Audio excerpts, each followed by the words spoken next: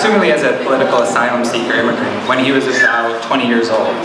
Lamya was later raised by her mother as a single parent and was raised by her mother to always embrace her African roots. However, it was in 2010 when Lamya identified more deeply to her Ugandan roots, while co-leading and facilitating UROC of Philadelphia, Voices in the Community Rites of Passage Summer Camp. In 2013, Lamya became the Program and Administrative Assistant for Caribbean Community in Philadelphia, where she engages the immigrant community through 4 initiatives of health, arts and culture, sports and education. Lamya has also been in the social services field for more than a decade, and as a clinician provides grief groups in public, private, and charter schools and communities throughout Philadelphia.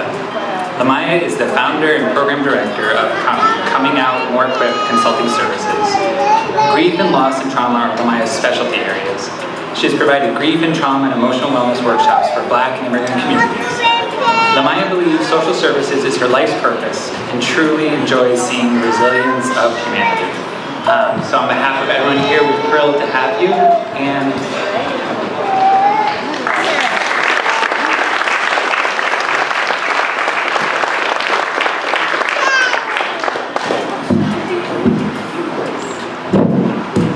good evening. Thank you so much for that introduction, Peter. I would like to thank the Reyes family and Juanetta and the family for inviting me to be here. There is no other place I would rather be than tonight, as well as no other place that I'm so surprised to be at, which I'll talk about a little later, but just how God brings things full circle. So as shared, my dad came to America from Uganda as an assumed political asylum seeker, from all that I've gathered, around the time of the Idi Amin rule. He is the only son of my grandmother, and he was approximately 20 years old. He was extremely close to his mother and not close to his father. My dad's behaviors towards me, though, was estrangement. I've seen my dad at 8 years old, 16, and 21. A lot of the times whenever it came to my dad, he often called me from private numbers whenever he would call me. And a lot of times I would answer the number and it would just be a simple hello there in his accent. And then I would kind of have to think about it a little bit, and I'll say like, Dad? And he may say something like, yes. He was constantly changing numbers, a lot of undisclosed addresses. I never knew exactly like where I could drive or where I could fly to actually go meet him. As I mentioned, he popped in and out of my life at 8, 16, and 21. He was very unlocatable. I could not find him anywhere. Back then in phone books, I couldn't find him. I couldn't find him on social media when it was a little later in college.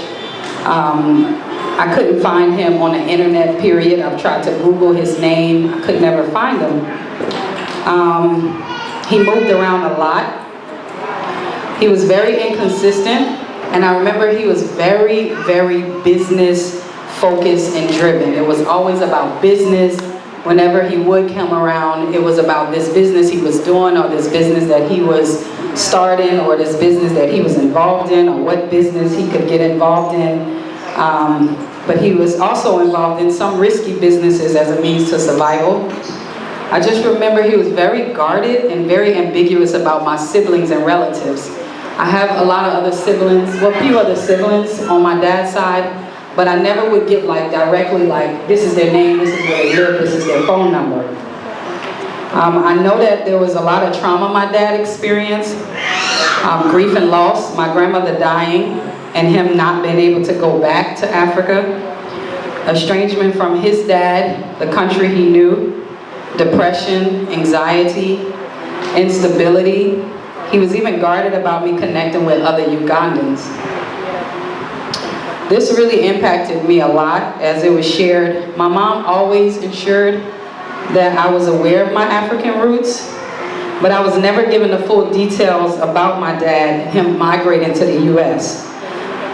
So I was mostly growing up feeling abandoned, had confusion, distrust, a lot of hurt, a lot of anger and resentment towards my dad. I don't even understand all of the immigrant story and its full impact as an American natural-born citizen. I do just know how much it affected me in many areas of my life. And actually, it was not until President Trump administration that I truly understood and I connected that I'm not only the child of an immigrant, but I'm the child of an assumed asylum seeker and refugee now.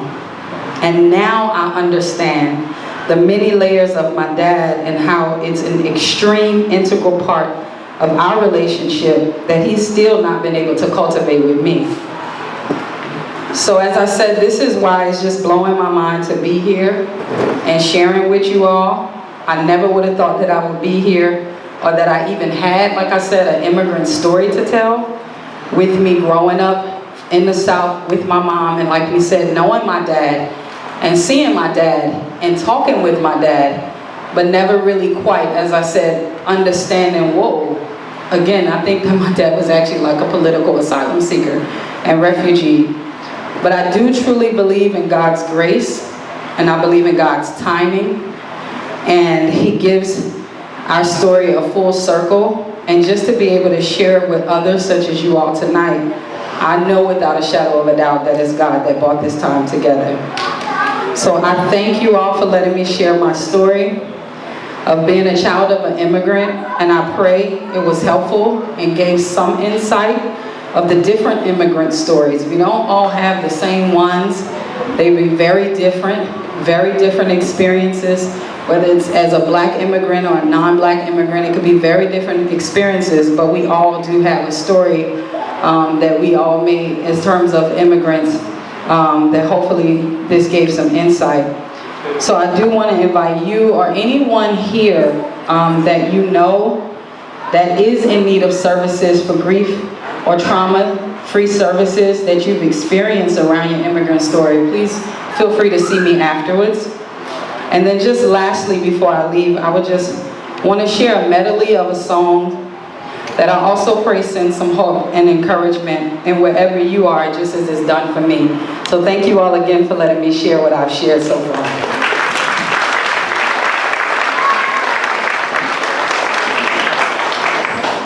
Why should I feel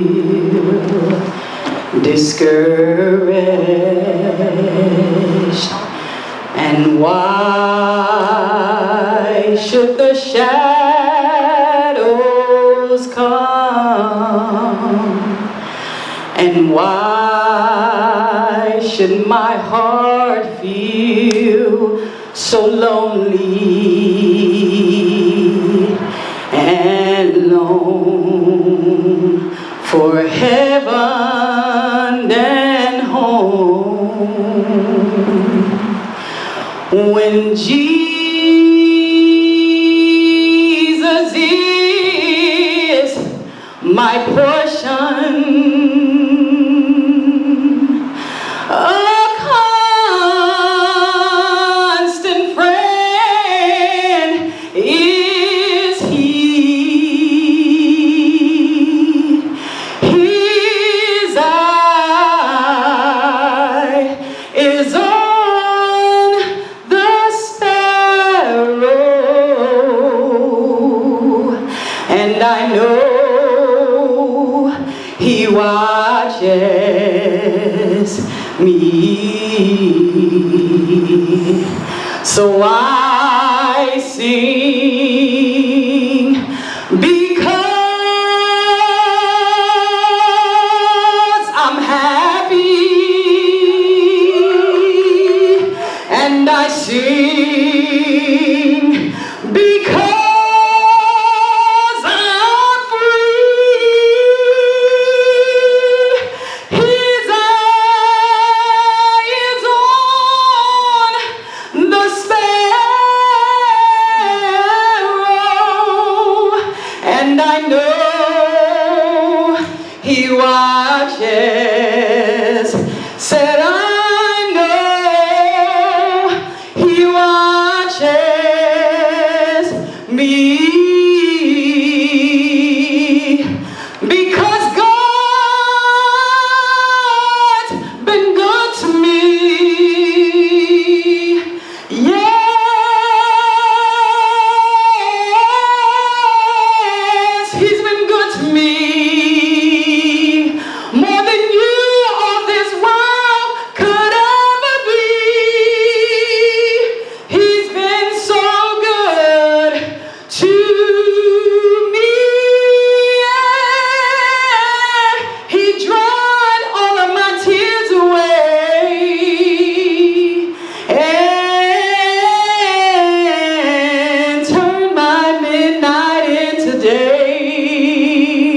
So I'll just say, thank you, Lord, and I won't complain, 'cause God's been good to me.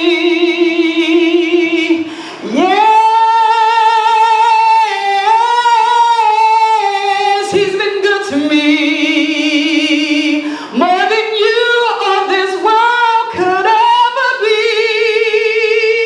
He's been so good to me. He dried all of my tears away and turned my midnight into day. So I'll just say, thank you, Lord. When I don't understand, I thank you, Lord. When I lose my way, I thank you, Lord. When I've been misunderstood, I thank you, Lord. When I have more bills than money, I thank you, Lord. When I've lost support, I thank you, Lord.